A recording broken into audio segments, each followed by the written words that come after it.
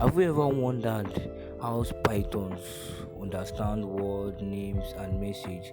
That's where something called strings comes in. What's a string? A string in Python simply means text. Text can be anything, your name or something. That's an example of text. Any value that is written inside is quote is called string. So what that quote means is that anything now that is written, maybe you have name, example, or boy. So anything in Python that is written in code is actually called string. So example now we have your name in a message or even a sentence, that was a string.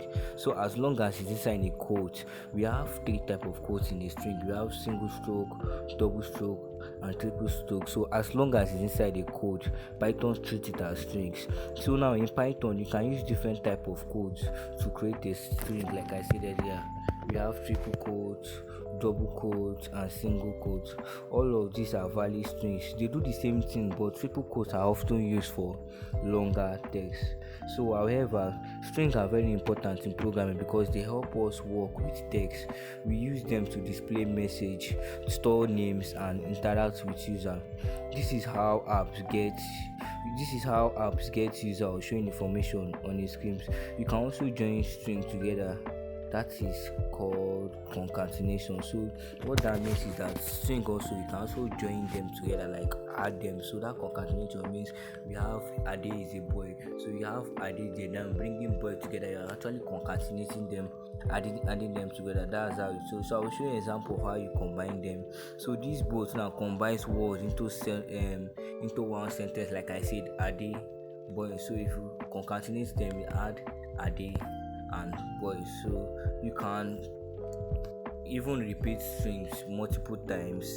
Like you can actually repeat strings, you can actually times them multiple times in Python. So in Python, each letter in a string has a position, and the position now carries a letter. Do you get that? In Python, each letter in the string has a position, and that position is an index number. For example, now we have name now.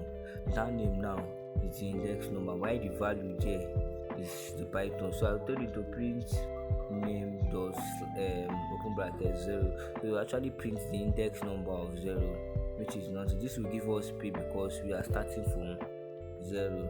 So lastly, I will say string also comes with a built functions called method.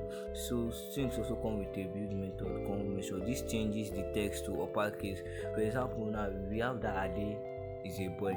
We just write Ade is a boy. I actually want to turn it to uppercase. You can just do dot upper there and it actually turn it to uppercase. So however, in real life applications, string are used everywhere, both in our OP, banking app, YouTube, Facebook. String are used everywhere in every day of our life. So this is how apps greet users using their name. For example, now once you log into your open as first time mouse, you see your name there, hello Emmanuel, for example, or hello something. So in summary, a string is simple text in Python. It is one of the most important thing you will learn by building programming.